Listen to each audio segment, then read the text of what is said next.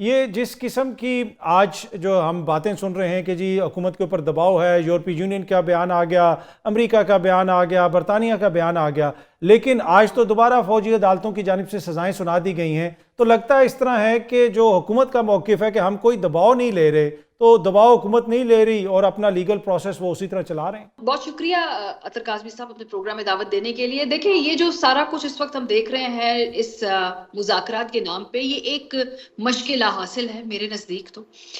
दोनों तरफ की पोजीशंस इतनी सीमेंटेड है, इतनी मैक्सिमलिस्ट उनकी इस वक्त अपनी अपने बयानिए के साथ कमिटमेंट है कि मुज़ाकरात एक हेल्दी एंगेजमेंट के तौर पे हम वक्ती तौर पे तो देख सकते हैं कि जी चलें, सियासी जमातें एटलीस्ट एक दूसरे की शक्ल देखने की रवादार नहीं थी, चलें बैठ के बातचीत तो कर रहे हैं।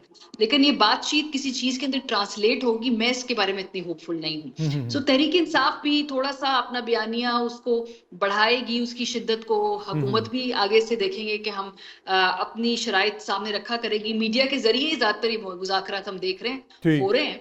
बैकड्रॉप में दोनों जमातों के पास वो देने को एक इसमें दूसरे। मारिया जो आलमी आवाज़ें हैं, जिस तरह ईयू ने कहा, बरतानिया ने कहा, अमेरिका ने कहा, रिचर्ड ग्रेनल आए रोज ट्वीट कर रहे हैं, आपको लगता है कि हुकूमत उसका दबाव नहीं ले रही और जो सजाएं सुनाई गई हैं आज फौजी अदालतों से, वो उस चीज़ का मज़र है?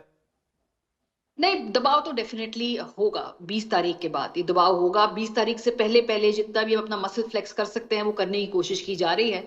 देखिए, पॉलिसियां शख्सियात बनाती हैं अतर काज़मी साहब, लेकिन उसकी कीमत जो है ना वो पूरे कौम को अदा करनी पड़ती है।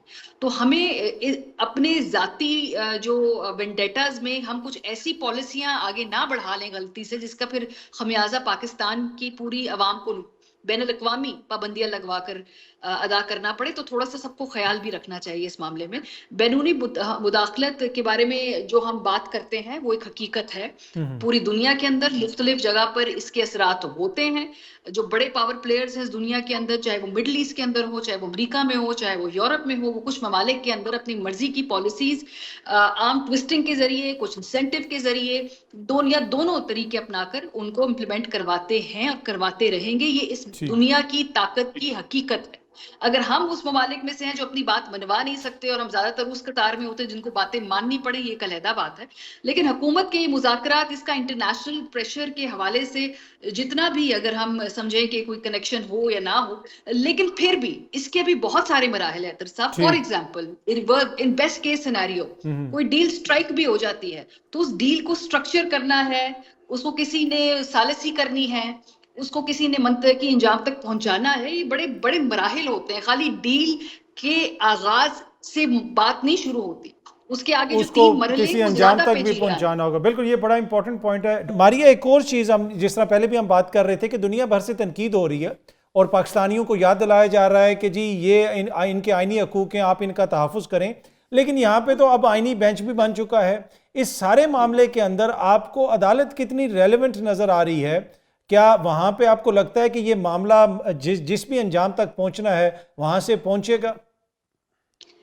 देखें, ओपन एंडेड रखा गया इसको अतर काज़मी साहब, क्योंकि कल को अगर कहीं ना कहीं मिलिट्री कोर्ट से दी हुई सजाओं को ओवरटर्न करना है तो उसके लिए वो आईनी बेंचेस का रास्ता अख्तियार किया जाएगा ना। ये फाइनैलिटी नहीं है इन सजाओं में। और मुझे समझ नहीं आती कि थोड़े से वक्त के सियासी फायदे के लिए आप अपने मुंह पे इतनी कालक इंटरनेशनली क्यों मलवाना चाहते हैं। हमें मालूम है कि इन सजाओं में से बहुत सारी सजाओं के अपील के हक के दौरान हो सकता है कि वहां से उनको रिलीफ मिल जाए, लेकिन आपने अगर मिलिट्री कोर्ट्स के अंदर इस मुल्क में सिविलियन को ट्राई किया, उनको सजाएं दी, इसका मतलब है कि बयानिए की जंग में आपकी पकड़ इतनी मजबूत नहीं है कि आपको ये इंतहाई कदम उठाना पड़ा है। मारिया, आपको खतरनाक लगता है पॉलिसी। मारिया कि समझ नहीं आ रही सिस्टम को, निज़ाम को, हुकूमत को, इस वजह से ये कैरी ऑन कर रहे हैं या कोई और नहीं वजह नहीं, है? समझ सबको आ रही है, सबको समझ में आ रही है, बिल्कुल सबको बिल्कुल क्लियर समझ में आ रही है क्या हो रहा है, क्यों हो रहा है, किस लिए हो रहा है इस वक्त। अगर आपकी इक्तदार में लेजिटिमेसी होती, अगर आपकी मामलात के ऊपर पकड़ होती, एक पॉपुलर लीडरशिप को आपने जेल में रखा, आपसे गवर्नमेंट चल रही होती, तो आपको इकदाम करने की जरूरत पेश ना आ रही होती। सबको सब कुछ समझ में आ रहा है। 30-30, 40-40 साल की सियासतें हैं जी नून लीग की, पीपल्स पार्टी की। आप मुझे बताना चाह रहे हैं कि जरदारी साहब को समझ में नहीं आ रही क्या हो रहा है?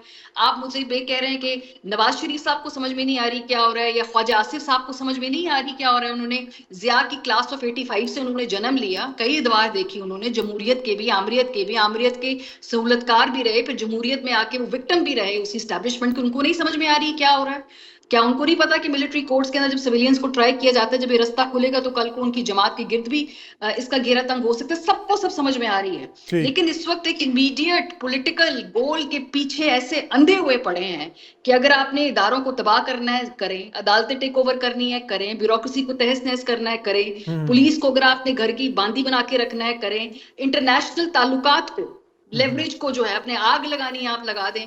ये इस किस्म की अंधी हवस मेरी समझ से बाहर है भाई। कि सियासत जो है उसमें जब निजाम बचेगा, मुल्क बचेगा, कोई कॉन्स्टिट्यूएंसी बचेगी, इलेक्टोरेट बचेगी तो आप सियासत करेंगे ना। ये 6 महीने तो नहीं है ना, उससे आगे भी तो कुछ है ना, आगे भी मामला चलने हैं, छोड़ रहे हैं आप। दोबारा भी इलेक्शन होना है, आवाम के पास भी जाना है। बड़ा ये इंपॉर्टेंट पॉइंट है मारिया। अब ऑब्वियसली इस पे भी जरूर कमेंट कीजिएगा कि एक तो आप देख रही हैं कि हमारी वज़ीर आला पंजाब जो हैं वो भी एक बड़े सियासी खानदान से हैं। बिलावल साहब के हवाले से डॉक्टर साहब तहफ़्फ़ुज़ात का इज़हार कर रहे हैं, लेकिन वो हमारे वज़ीर ख़ारजा रह चुके हैं। लेकिन आपको लगता है कि तहरीक इंसाफ जो इस वक्त सियासत कर रही है वो सही सिमत में है? क्या इसके कोई डिविडेंड्स इनको मिलेंगे कि या फिर ये ज़्यादा रिस्क ले रहे हैं?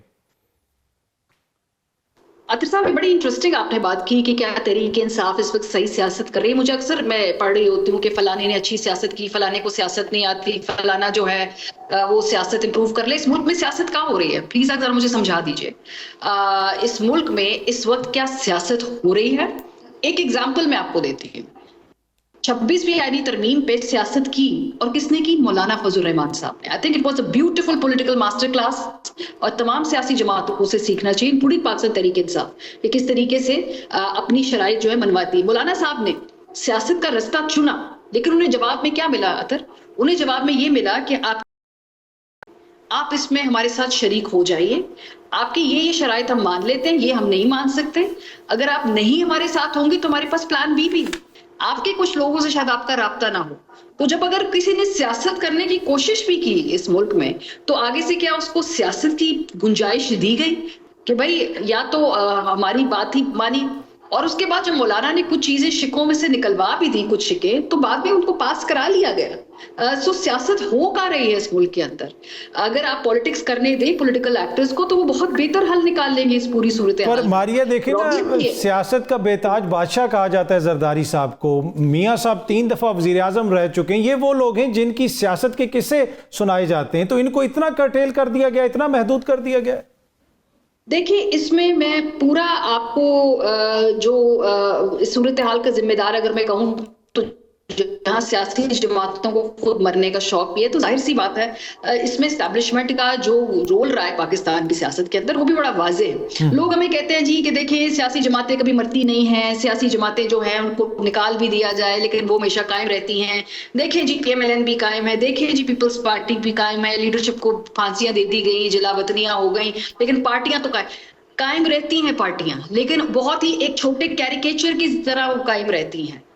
आज पाकिस्तान पीपल्स पार्टी वो पीपल्स पार्टी नहीं है जिसकी कभी उठान हुआ करती थी। बीबी की शहादत के बाद इसको ऐसा नुकसान पहुंचा कि Peoples Party very small version of itself. PMLN ने नवाज शरीफ साहब को जैसे कट्टू साइज किया गया, उन्हें जलावतनी में जाना पड़ा, तो आज PMLN वो PMLN नहीं है। आप जितना भी कहें कि सियासी जमातें बाकी रहती है, लेकिन रियासत उनको दोबारा क्रचेस पे ही वापस आया करते हैं। तो ये वो जमातें हैं जो कई दहाइयों से मार खा के इस पोजीशन तक पहुंची।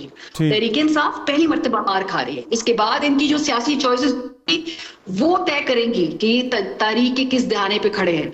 अभी ये विक्टिम है, लेकिन इस पूरे मामले से सीख कर क्या निकलते हैं। फॉर एग्जाम्पल, कल को ये दोबारा एस्टैब्लिशमेंट के साथ हाथ मिलाकर वही फैज इमरान फॉर्मूले को रिपीट करते हैं, मुझे नहीं मालूम। मैं वेट करूंगी उस वक्त जब इस पोजीशन में आएंगे जहां पे इनके पास ये फैसला करने की ताकत होगी, तब ये क्या फैसले करते हैं, तब हम बताएंगे कि इन्होंने सीखा है या नहीं सीखा है, या ये बाकी जो है रिफॉर्म हुए। बिल्कुल, ये जो आपने पॉइंट उठाया ये बड़ा इंपॉर्टेंट पॉइंट है कि खान साहब का और इनकी जमात का असल इम्तिहान उस वक्त शुरू होगा कि जब ये इस सारे माहौल से बाहर निकलेंगे, जब दोबारा इनको हुकूमत मिलेगी। क्या उसके हवाले से ये लोग क्लियर हैं? इनकी आखिर जंग है क्या?